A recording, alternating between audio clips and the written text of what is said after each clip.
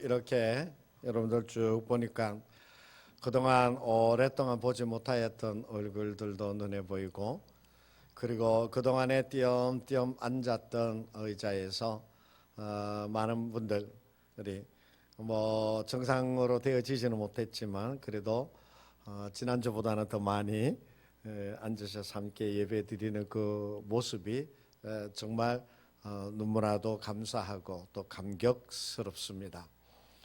우리가 그동안에 코로나19로 인해서 한자리에 모여서 예배 드리지 못했잖아요. 그 예배를 드리지 못하니까 여러분의 마음이 어떻습니까? 여러분의 생활이 어떻습니까? 정말 함께 한자리에 모여서 한 마음이 되어져서 함께 찬양을 하고 또 한 목소리로 기도를 하고 하나님의 말씀을 듣게 되어지는 그 시간이 우리는 예전에 그냥 생활 속에 있었기 때문에 크게 감동스럽지 못했을 수도 있어요.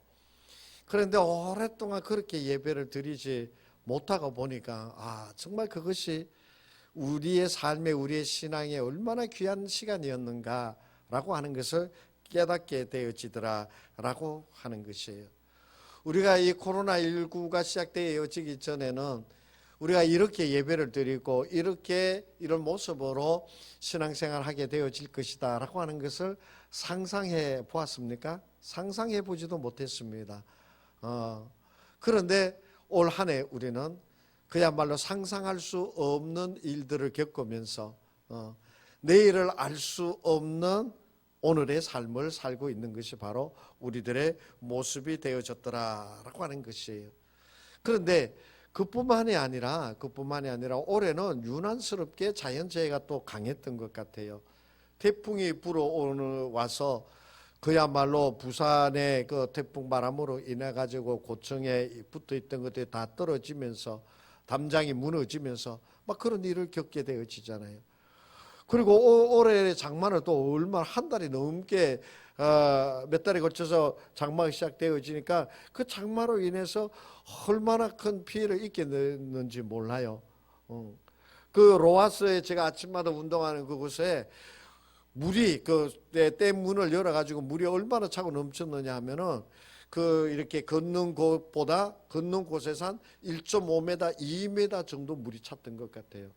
그 나무 위로 비누루가 막 걸쳐 있어요. 그 물에 비누루가 떠내려가다가 나무에 걸린 거잖아요. 그거 보면서 와, 정말 엄청나게 비가 많이 왔고 물이 쏟아졌구나 라고 하는 그런 것을 보면서 느끼게 되어져요. 여러분들 올해 김장 담그실 수 있겠어요? 올해 배추 농사가 안 돼 가지고 그 배추가 금값이 되어지고 고추나 이런 농사도 다 망쳐버려 가지고 양념값이 엄청 날 것이다 라고 얘기하는데 어때요? 선뜻 그 김장을 담궈 먹을 수 있겠는가 그런 생각을 하게 되어지죠. 그렇죠? 아예 안 하고 그냥 올해는 편하게 사서 먹는 게 더 싸게 먹히겠다 그런 생각도 하게 되어질 것이에요. 근데 중요한 것은 이러한 자연재해로 인하여 우리가 고통을 받고 또 힘들고 어려워지는 것이 올해로 끝나지 않는다라고 하는 사실이에요. 이 코로나도 적어도 내년까지는 만연되어질 것이고, 그리고 위드 코로나 그래가지고 코로나하고 더불어 같이 살아야 된다라고들 얘기를 하고 있잖아요. 그것이 단절되어지지 않을 것이라는 거예요. 종식이 없다는 거예요, 코로나가.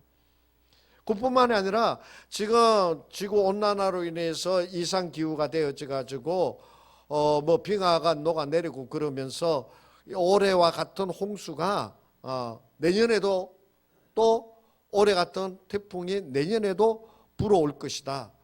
그렇게 많은 분들이 얘기를 하고 있잖아요. 그런 것을 보아서 우리가 정말 이러한 풍수해를 입게 되어지는 것이 올해로서 끝나지 아니하고 우리가 점점 더 살기 어렵게 되어지고 점점 더 힘들고 고통스러운 일들이 우리 앞에 닥치게 되어지는 그런 힘든 세상을 우리가 살아가게 되어질 것이다 라고 하는 사실입니다. 그러한 세상이 우리 앞에 펼쳐지게 되어질 것이다 라고 하는 것이 바로 이러한 사건, 이러한 일들을 겪으면서 살아가는 것이 우리의 삶이 되어져 갔는데, 과연 이러한 사건, 이러한 일들 속에서 우리가 이렇게 살아가면서 우리가 어떻게 하여야 할 것인가 라고 하는 것이에요. 이러한 일들을 바라다 보면서 겪으면서 좌절하고 실망하고 그것으로 인해 고통 속에서 허우적거리면서 사는 우리의 모습이 되어야 할 것인가, 아니면 그 속에서 어떠한 다른 것을 찾고 얻으면서 그 속에서 평안과 행복을 누리면서 살 것인가 라고 하는 것이에요. 어떤 분들은 감옥에 갇혀 있으면서도 평안하고 정말 감옥의 생활이 나에게 큰 이득이 되어졌다, 귀한 시간이었다라고 얘기하고 있는 분들도 있는 것을 봅니다. 감옥이라고 하는 것이 그렇게 편한 세상이 아니잖아요. 성경에도 바울이 그러잖아요. 감옥에 갇혀 있으면서 기뻐하라 기뻐하라 내가 다시 말하노니 기뻐하라 라고 그렇게 말씀하고 있잖아요. 그 감옥에서 기쁨을 누릴 수 있다는 거예요. 기뻐할 수 있다는 거예요. 실제로 제가 만난 몇몇 분들 중에 감옥에 갔다 오신 분들이 정말 감옥에 갇혀 있던 그 시간이 너무나 자기에게 귀한 시간이었다는 거예요. 귀한 시간. 밖에 있을 때에는 뭐 이 때문에 바쁘고 저 일 때문에 바쁘고 돌아다니느라고 뭐 일에 치여가지고 그 정말 하나님 앞에 나아가는 그런 시간을 가지지 못했는데, 감옥에 가 있으니까 뭐 그런 시간이 없잖아요. 그런 활동을 못 하잖아요. 그러니까 감옥에서 자기가 성경을 몇 번을 읽었다고. 그러면서 그 성경을 읽으면서 정말 자기가 하나님을 만났다는 거예요. 성경 읽고 또 다른 일이 없으니까 그 말씀을 읽으면서 묵상하고, 그러면서 그 감옥에서 성경을 읽고 묵상하는 그 시간이 자기 인생에서 가장 귀한 시간이었다라고 얘기하는 분들이 있어요. 바로 우리 외삼촌이었어요. 외삼촌이 교회 장로님이 되셨는데 나중에 그 얘기를 저희가 어렸을 때 해주었어요. 그 감옥에서 기쁨을, 평안을 누렸다는 거예요. 그런데 그 감옥에 있지 않고 자유롭게 다니면서 자유롭게 신앙생활을 하면서 정말 하나님을 찬양하고 기도하고 그리스도 안에서 만남과 교제를 가지면서 정말 행복하고 정말 그 모든 것을 능히 이겨내고 살아갈 수 있을 것처럼 생각되어지지만, 그러나 그런 분들 중에 불평이 있게 되어지고 불만이 있게 되어지고 하는 모든 일에 대하여 원망하면서 살아가고 있는 교회 다니시는 분들도 있더라라고 하는 것이에요. 그러면 어느 것이 더 귀하고 값지고 복된 삶이 되어질 수 있어요? 감옥에 갔다라고 하는 것을 살펴보면 너무 힘든 일이죠. 너무 어려운 일이죠. 그러나 그것이 내게 은혜가 되어지고 귀한 시간이 되어졌다라고 한다면 우리가 어떻게 그러한 것들을 대하고 받아들이고 우리가 수용하면서 살아가야 할는지요? 그렇습니다. 감사라고 하는 것이 행복이 어떤 것인지 아는 사람만이 감사할 수 있습니다. 모든 사람들이 다 감사할 수 있느냐? 그렇지 않아요. 정말 귀하다, 행복한 것이 어떠한 것이다 라고 하는 것을 아는 사람이 감사할 수 있는 거예요.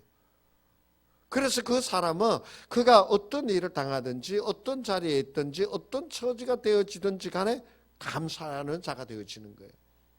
그러나 감사할 수 없는 이는 행복의 순간에도 모자란 것을 찾아냅니다. 행복한 시간에서도 모자란 거, 부족한 것을 찾아내고 힘들고 어려운 것을 기억해내면서 그 행복할 수 있는 그 시간을 다 상쇄해버리는, 그 모든 것을 다 잊어버리는 그런 사람이 되어진다라고 하는 것이에요. 우리는 성경에서 우리에게 말씀하여 주심을 따라서 사는 그리스도인들입니다.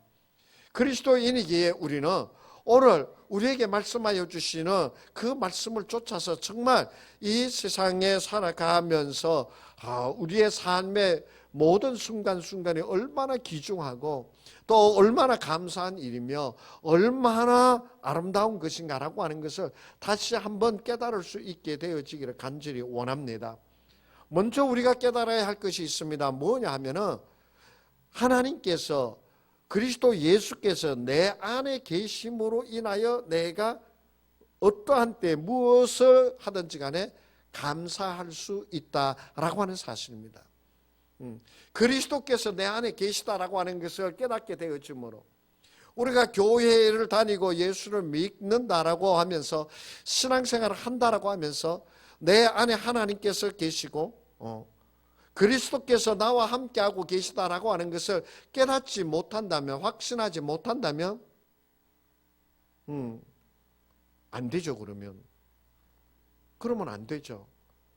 우리가 그리스도인이라고 그러면 제일 먼저 주님께서 내 안에 계시다, 주님께서 내 심령에 내 삶 속에 계시다라고 하는 것을 깨닫고, 그래서 그 주님의 나와 함께하여 주심을 누리면서 나아가는 자가 되어야 돼. 그래야지만 우리가 가고 우리가 겪게 되어지고 하는 그 모든 것 속에서 하나님 앞에 감사할 수 있는, 감사하면서 사는 자가 되어질 수 있다라고 하는 사실이에요.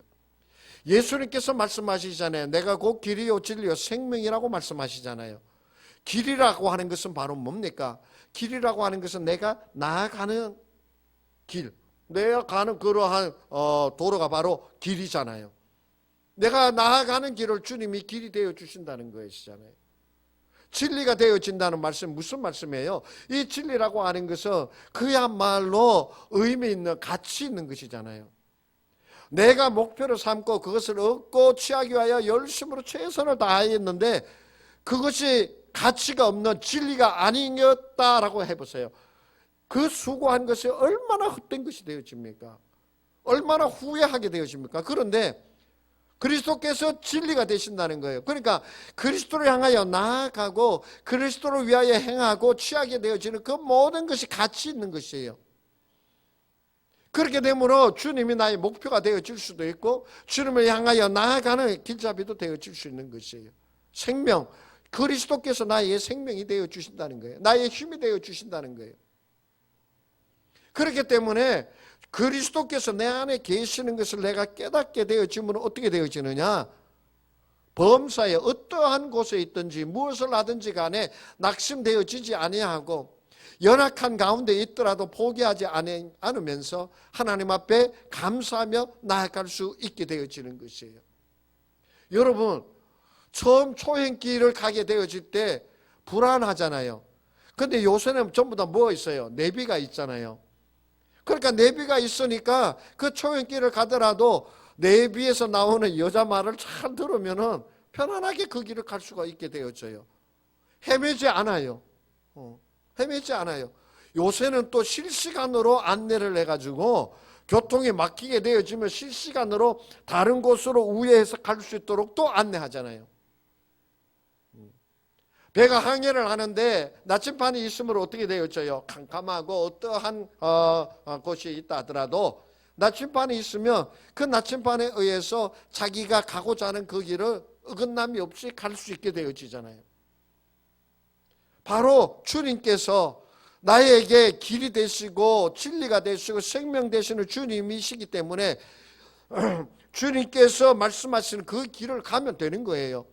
주님께서 나의 내비가 되어주시고 주님께서 나의 나침반이 되어주시기 때문에 그가 인도하는 길로 가게 되어지면 아무리 어려운 길을 간다 하더라도 그 길은 주님과 함께 가는 길이 되어져서 힘을 얻게 되어지는 것이에요.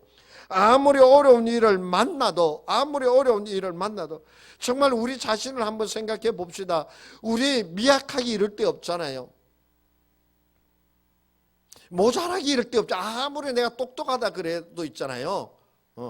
가끔 가다가 저희 아내가 저한테 얘기합니다. 당신은 참 헛똑똑이라는 얘기를 해요. 뭐 하는 거 보면 굉장히 똑똑해 보이는데 때로는 엉뚱한 것에 그렇게 똑똑한 게 아니라고, 좀 멍청하다고 나보고 그래요.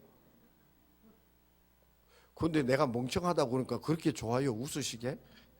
그러더라고요. 헛똑똑이래요, 나보고. 사람이 있잖아요. 아무리 강해도 있잖아요. 아무리 똑똑해도 있잖아요. 그 길에 가는데 두려움을 가지게 되어지는 거예요. 정말 내 자신 스스로 볼 때 여러분 어떻습니까? 스스로 자기 자신을 볼 때 만족합니까? 스스로 자기 자신을 볼 때 얼마나 때로는 내 자신이 너무나도 싫어질 때가 있지 않아요? 저는 가끔 가다가 그런 거 내 자신이 너무 싫어요. 이러고 있는 내가 싫어. 정말 내 자신이 너무나도 못마땅해. 왜 내가 그랬을까? 못마땅하게 이럴 때 없어요. 그러한 순간순간들을 만날 때마다 정말 한심한 녀석이구나. 스스로 그런 것을 느낄 때가 있어요. 바로 그러한 인생, 그러한 자가 살아가는 것이 인생이잖아요. 그러한 자가 나아가는데 내일에 무슨 일이 있을는지, 내일이 무슨 일이 일어날는지, 내가 어느 길로 가야 될는지, 내가 어떠한 일을 해야 될는지 가늠할 수 없다라고 그러면 얼마나 힘듭니까? 그런 데 있잖아요. 주님께서 그러한 나이지만 내 안에 주님이 나와 함께하고 계시다라고 하는 사실이에요. 주님은 내가 모자라는 것도 어처구니 없는 놈이라고 하는 것도 정말 내가 부족하기 이럴 때 없는 한심스러운 자이다라고 하는 것, 주님은 나보다도 나를 더 잘 알고 계시잖아요. 그런데도 불구하고 나를 떠나지 아니하시고 그러한 나와 함께하여 주고 계시다라는 사실이에요.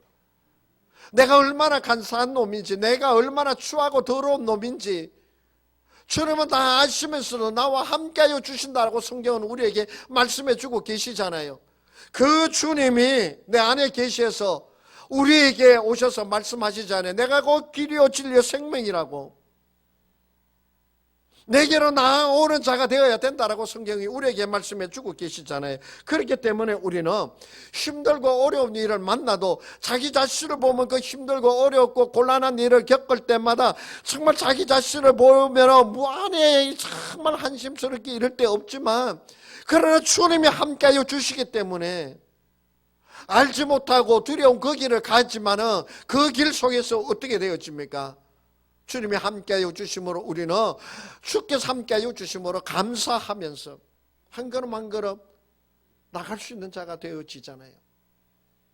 나는 갈 길 모르니 주여 인도하소서. 어디 가야 좋을지 나를 인도하소서. 어디 가야 좋을지 나를 인도하소서. 아무것도 모르니 나를 가르치소서. 어찌해야 좋을지 나를 가르치소서. 어찌해야 좋을지 나를 가르치소서. 아기같이 어리니 나를 위로하소서. 힘도 없고 약하니 나를 도와주소서. 힘도 없고 약하니 나를 도와주소서. 밤이 심히 슬프니 나를 위로하소서. 의지 없이 다니니 나를 위로하소서. 의지 없이 다니니 나를 위로하소서.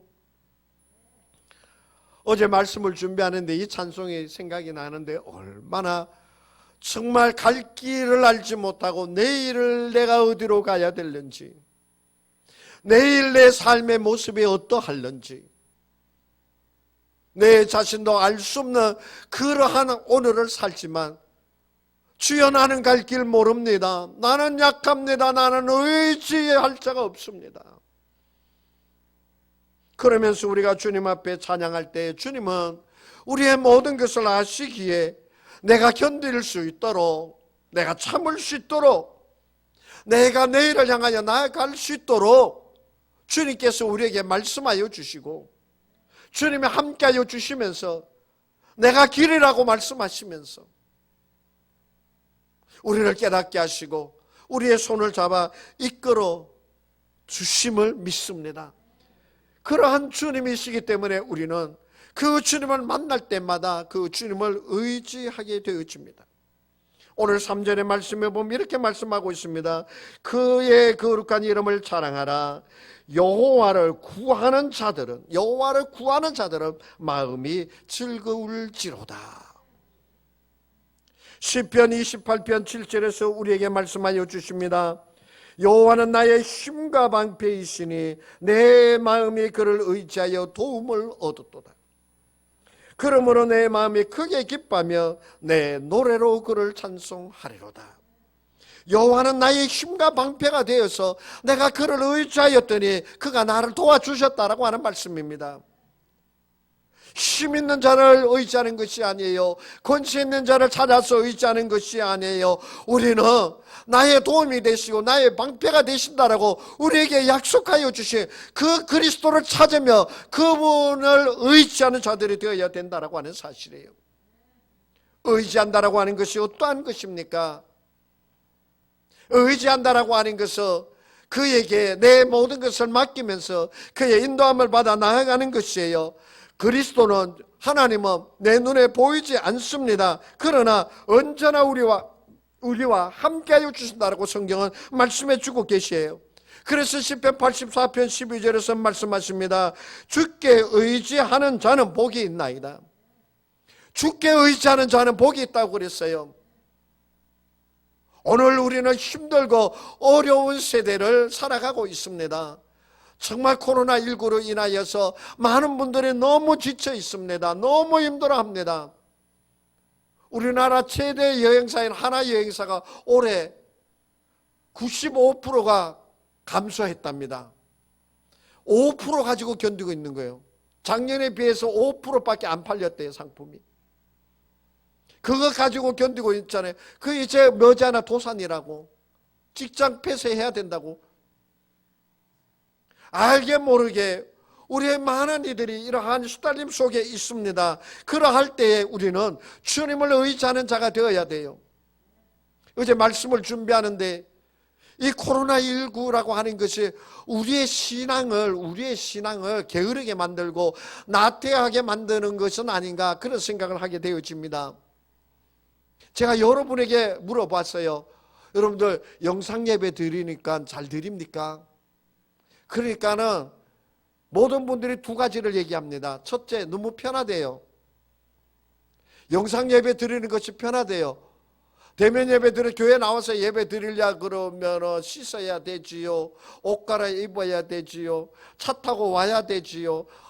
끝나고 나서 또 이게 너무 어려운 거예요. 그러나 영상 예배를 드리니까 어때요? 딱 그러고 앉으면 되잖아요. 그러니까 너무 편하다는 거예요. 두 번째 하시는 말씀이 그런데 있잖아요. 교회에 가서 예배 드리는 것보다 은혜가 떨어집니다. 감동이 없습니다. 그 얘기를 하는 것이에요. 모든 분들이 다 그 두 가지를 얘기를 해요. 하나는 편하다, 하나는 예배의 은혜가 없고 감동이 없다. 그게 젖어들게 되어지면 어떻게 되어질까요? 나도 모르게 게을러집니다, 신앙이. 나도 모르게 주님을 찾는 시간이 적어집니다. 나도 모르게 그게 습관화되어져서 주님 앞에 나아가는 것이 힘들어지게 되어집니다. 저는 그렇게 나도 모르게 게을러지고 주님 앞에 나가는 것이 힘들어지는 그러한 것이 바로 내 안에 주님은 계시는데, 주님은 내 안에 계시는데 그 주님이 내 안에서 주무시고 계시는 것은 아닌가. 주님은 내 안에 계셔. 그런데 주님이 계시는데 주님이 내 안에 주무시고 계셔. 마가복음 4장 38절에 보면은 있잖아요. 제자들과 예수님과 함께 배를 타고 갈릴리 호수를 건너갑니다.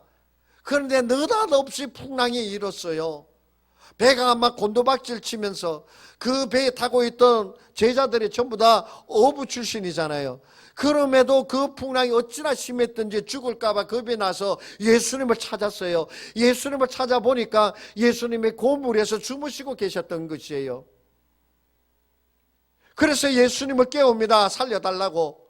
그래서 예수님이 그 풍랑을 잠잠하게 하신 것을 마가복음의 4장에 나오는 사건이거든요. 주님은 계세요. 그 배에 계세요.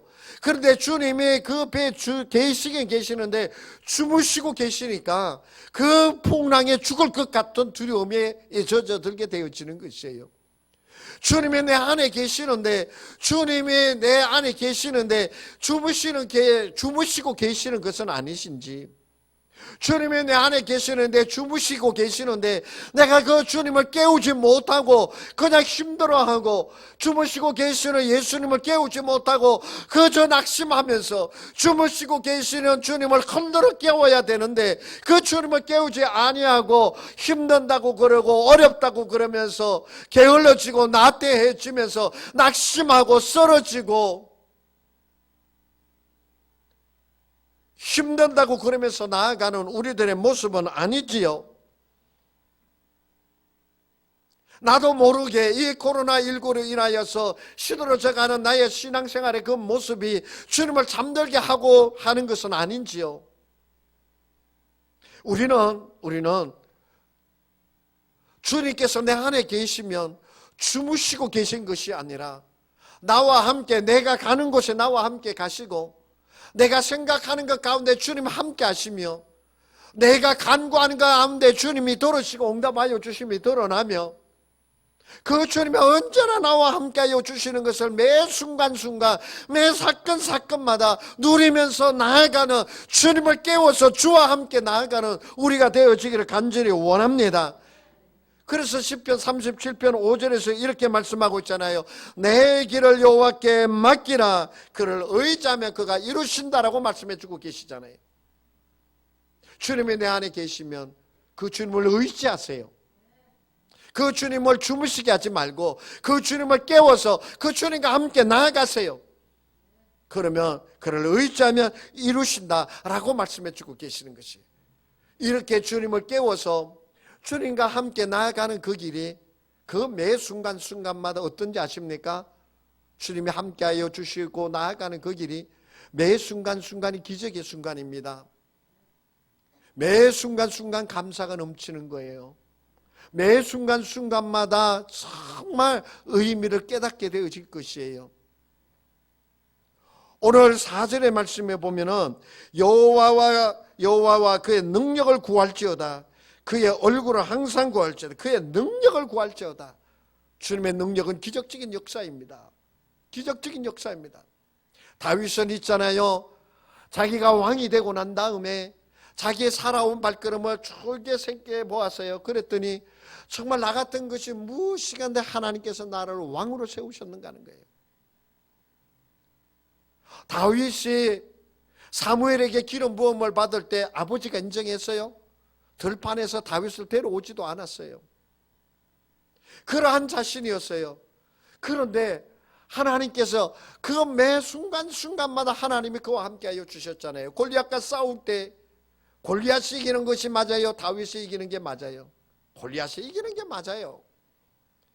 그러나 그 골리앗과 싸움에서 다윗이 이기게 하나님이 함께하여 만군의 여호와의 이름으로 다윗이 이기잖아요.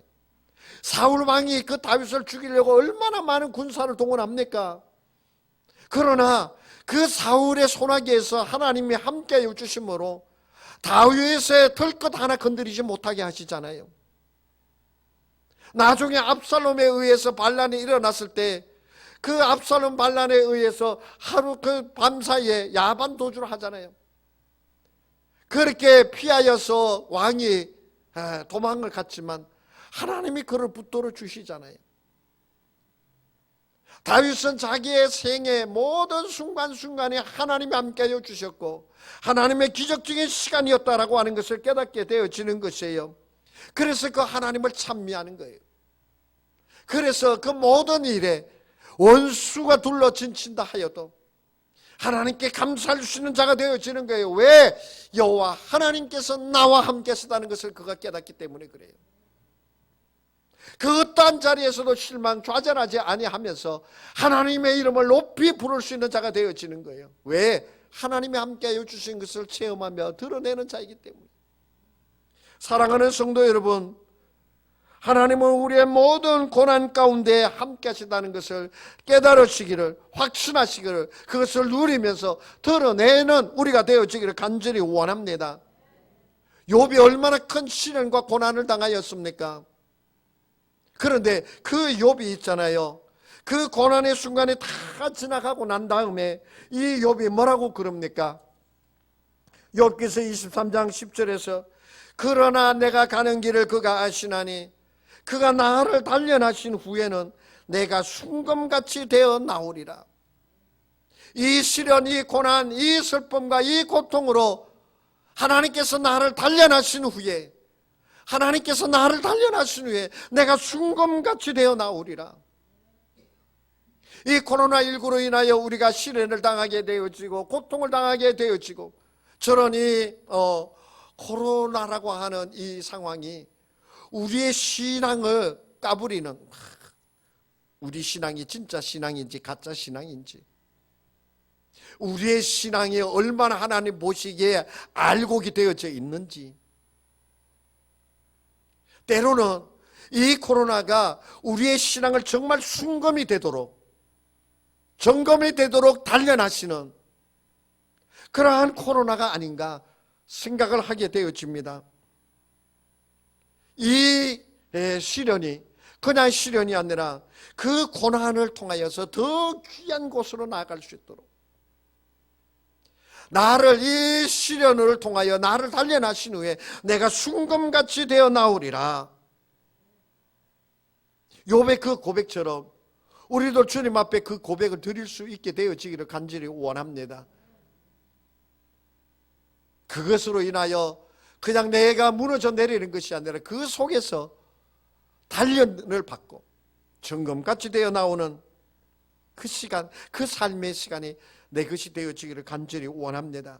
내게 임하는 역경은 있잖아요, 하나님께 구함의 단계가 되어지는 것이요, 내게 임하는 그 역경은 하나님의 기적을 체험하게 되어지는 단계가 되어지는 것이요, 내게 임하는 역경은 하나님을 만나며 응답의 시작인 것을 깨닫고 모든 일에 하나님이 나와 함께하여 주심을 믿고 간구하면서 감사함으로 나아가는 저와 여러분이 되어지기를 간절히 원합니다. 기도하십니다. 하나님 아버지, 우리가 겪고 있는, 우리가 당하고 겪고 있는 그 모든 것을 살펴볼 때 아버지 하나님 너무 힘든 것이 많이 있습니다. 하지만 아버지 하나님, 그 가운데서 주님이 나와 함께하여 주심을 깨닫게 하여 주시고 그 가운데 하나님을 찬미하며 나아가는, 그 은혜를 찬미하며 나아가는 우리가 되어지게 하여 주시옵소서. 그가 나를 단련하신 후에 순금같이 되어 나오리라는 말씀처럼 이 시련이 나를 새롭게 함을 깨닫게 하여 주시고 내 안에 계시는 주님을 깨워 주와 함께 나아가게 하여 주시옵소서. 예수님의 이름으로 기도하옵나이다.